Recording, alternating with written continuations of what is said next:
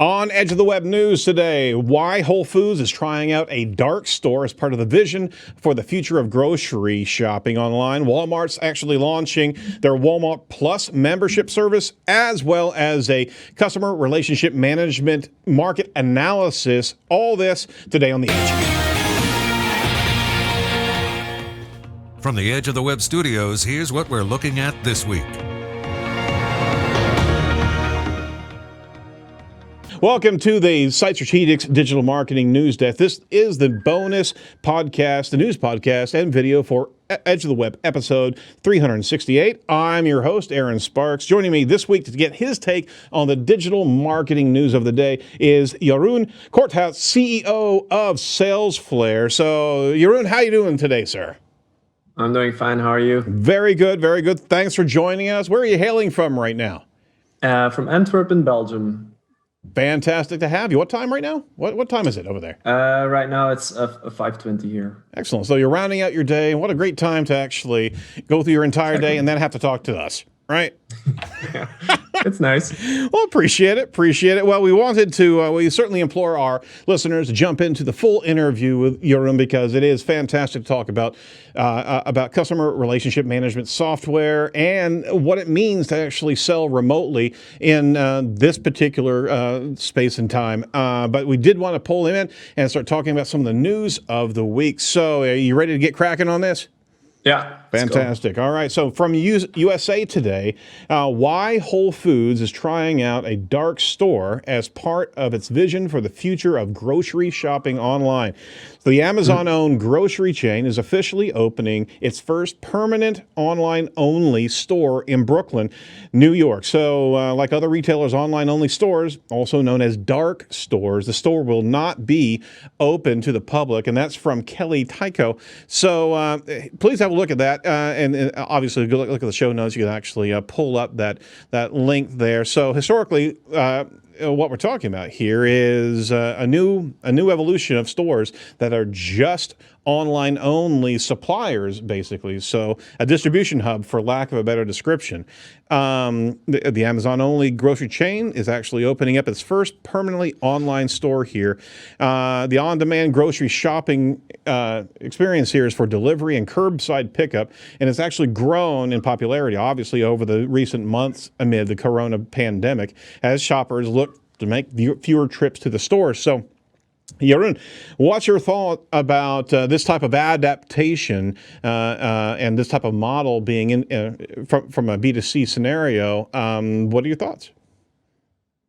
I personally think it makes a lot of sense. We've seen that Amazon bought up Whole Foods to try to get into food delivery. Mm-hmm. Whole Foods is, as the guys at Stratechery, I don't know whether you follow that blog, would say, so the first customer for the platform. Otherwise, it's very hard for Amazon to sort of scale up their food delivery because they don't have a lot of experience in that area. Right. And what you see with most retail stores that sell food, that do delivery, is that there's still a person going into the shop and basically shopping for you and then bringing it to you. And I think from Amazon's standpoint, this makes a whole lot of sense, where they try to more recreate a warehouse more than a shop, I would say, to do the whole delivery more efficiently, because in the end, that's what's going to make a difference versus the other players, is how they can get the cost down as much as possible on this food delivery. Because I'm thinking, at least for me, I don't order things online yet because of the cost. I think if the cost goes down, everybody starts doing it. So I think Amazon is making really interesting steps there. Absolutely. And there's also a whole new advent of kind of on-demand utility ordering, such as ordering handyman services and things that can actually come to your home, and even just a full-on food delivery from your grocery store. These have all been adopted here just recently from just local chains and what have you. We actually saw something even more unique at an HVAC company that was experiencing the downturn of business. Actually, were opening up their vans as a delivery service to be able to bring produce and what have you from grocery stores to residential homes. So it's absolutely an open market, pun intended. But it is a bit of a testimony to where we are, and if Amazon's putting this much money into this type of model, right? There's a bit of a gloomy prediction that we're going to be in this lane or this scenario for the foreseeable future, wouldn't you say? Yeah. It's one of these things that haven't really been cracked, and I think if they find a way here to make it efficient and get it to people at a decent cost, it might be a whole new avenue opening up for Amazon. Yep. It might be Walmart losing a lot of market share there, and Jeff Bezos will not just be the richest man in the world anymore. He will be the richest man by a large margin. More power to him. Yeah. So if it's what the community wants, then absolutely, if you can adapt and be able to deliver that, that's free market right there. So that said, let's switch over to, you mentioned Walmart from Marketing Dive. Great article from Ben Unglesby. Walmart to launch its Walmart Plus membership service. Now, let me tell you what that is. They actually unveiled its new membership program, Walmart Plus, that ties together unlimited free delivery from stores and other benefits. The service costs $98 a year. How much is Prime a year? I wonder. About like 97? About the same. Or $12.95 a month, along with unlimited delivery. The service includes fuel discounts and a scan-and-go checkout option for in-store shoppers, so they can avoid lines, right? Kind of like avoiding security checks at the TSA. The membership becomes available to all shoppers starting September 15th. So in that space, Walmart's trying to truly carve out the space, and they certainly have a handle on the grocery side of things, and they're more apt to be able to deliver that quality service as opposed to Amazon getting into it initially. That's my take. Jeroen, what do you think about the Walmart Plus? I was about to say Walmart Prime, but I had to pull it back. What do you think, sir?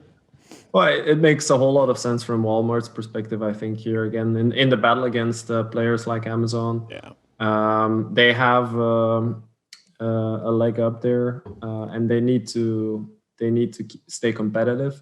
So if Amazon is going to start going into their area, they need to get stronger in theirs. And the subscription service has been working really well for Amazon. I think there is something in there for Walmart as well when it comes to increasing retention.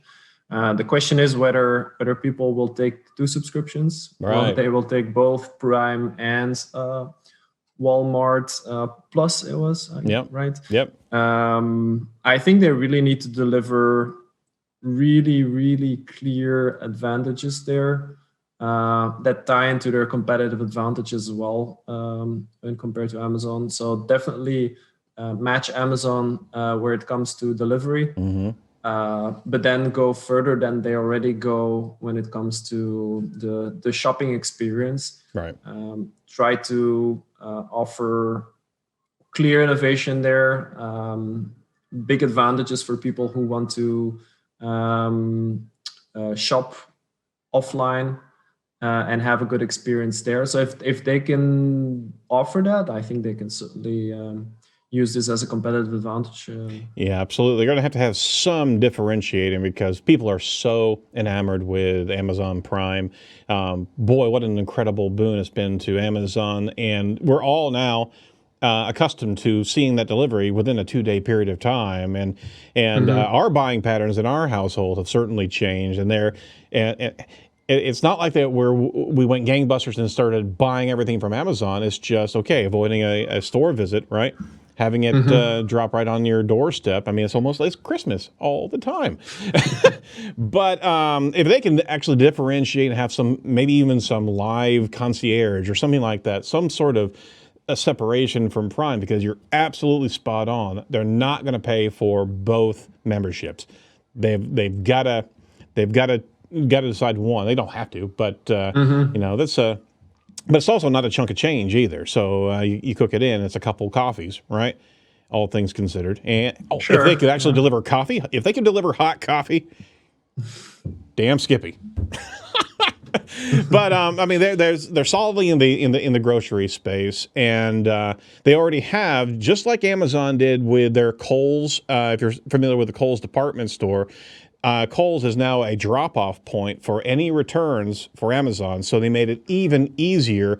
It doesn't have to be packaged up. You don't have to do anything. You can just bring whatever got delivered and drop it right at Kohl's, and your refund literally is there in a day as soon as it's confirmed that product's there. That was a great community connection of a refund cycle back to the company. If they can do the same thing with Walmart, right? You buy it from Walmart and you can literally drop it back if you don't like it. That type of ecosystem or that type of behavior is what they're really going to have to be able to challenge the consumers out of the Prime space. Yeah, but I think also Walmart really needs to not just, like I said, not match Amazon, but really focus on what makes them special. Yep.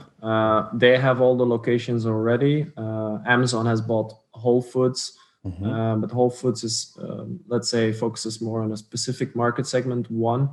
And the experiment they're running that we talked about earlier is just in Brooklyn for now. Yep.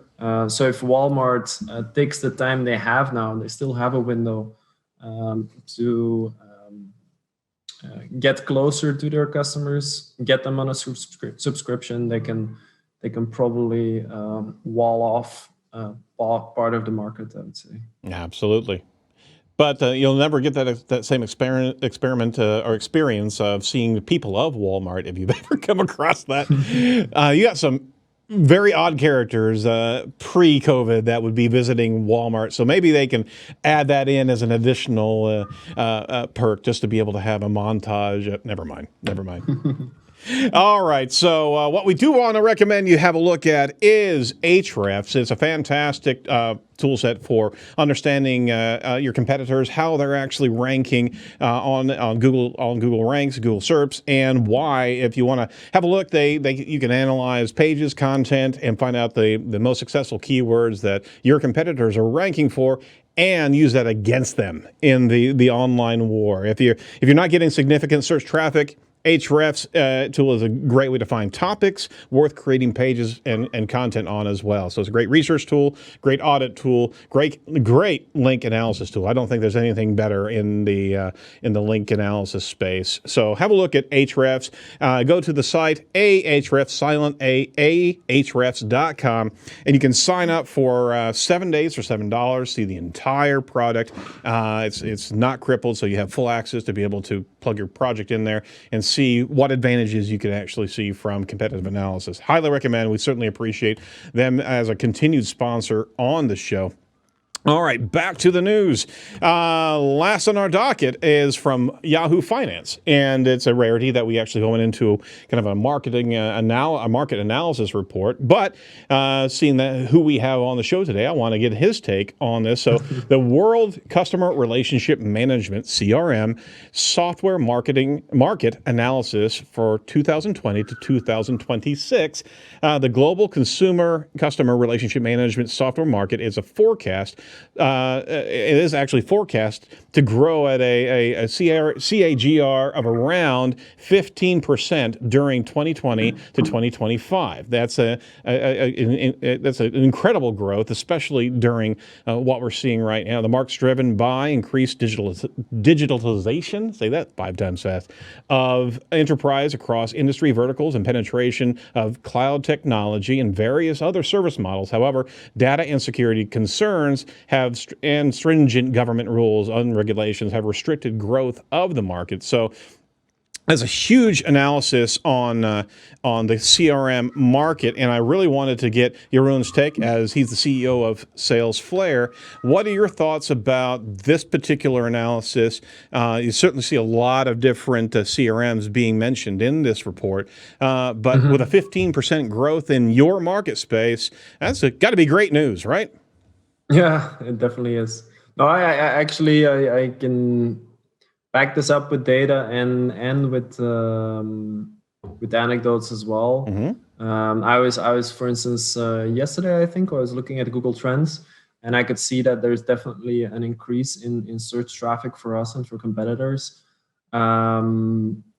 If I think about clients we've been in touch with over the last few months, there's many companies that have been thinking about CRM, but never really got into it. But with a lot of pipelines sort of being slashed during this crisis, the need for a CRM becomes more and more clear. We've literally had companies coming with that story to us and saying like, okay, up till now we could organize everything ourselves in our heads or in an Excel sheet or something, but now we want to get serious. So it does not only push digitization in areas like Zoom, for instance, Right. But it definitely also pushes CRM, not to the same extent, but noticeably. So we're seeing a growth in a lot of different verticals from this report. Just to name a few, the end user segments, the market is actually fragmented in healthcare, manufacturing, IT and telecommunications, media and entertainment, energy and utilities, retail, education. So healthcare and media and entertainment have a much larger market trend than anything else here, and the trend's expected to continue during the forecast period. So more and more adoption of CRMs as a core functionality in the business model. My gosh, that's fantastic to hear. I can't tell you how many times as a small digital agency here in Indianapolis that we implore our clients to be able to use some CRM to be able to not only improve their business processes and their pipeline flow, but on top of it, just for attribution, right, is to be able to tie in sourcing of different marketing techniques to that lead generation is incredibly valuable to see the return on investment that marketing has to lead generation. And without having that tool set as well as the reporting functionality, you're really going anecdotally referencing different sourcing, and it's just marketing has a blindness to how well they're affecting revenue for an organization. Would you agree with that? Yeah, definitely. I mean, a lot of organizations don't have anything clear. What leads come from where, and why they lose some leads, and not at the one end of the pipeline, at the other end. What's in the pipeline where? All these kind of things can be cleared up easily with some software. Absolutely. Excel is nice to get started, but I would never stay on it for too long. Excel's almost like it gets your house in order just to understand what's happening, but you have to have a process to be able to see where the customers are as they've entered into the lead funnel, but also earlier on to be able to see consumer behavior. And if you can integrate that with marketing techniques and marketing responsiveness, you really have a great combination there. So with that, those are the news items of the day. We're certainly keeping you abreast of everything that's happening. We appreciate your contribution there, Jeroen. And again, we want to make sure that all of our listeners are jumping in and listening to the entire show. No Google updates this week. Everything's kind of calm, making sure we want to make sure that you know that we're watching the dials. We're also watching Barry Schwartz regularly, so if he explodes, we explode too. So with that, that's the Edge news for this week. Be sure to check out the full interview with Jeroen Corthout. Link to this podcast. Be sure to like, comment, and subscribe to our YouTube channel. Get updated whenever we go live. We post our videos online. From all of us over at Edge, stay well, stay safe, and do not be a piece of cyber driftwood. We'll talk to you next week. Bye-bye.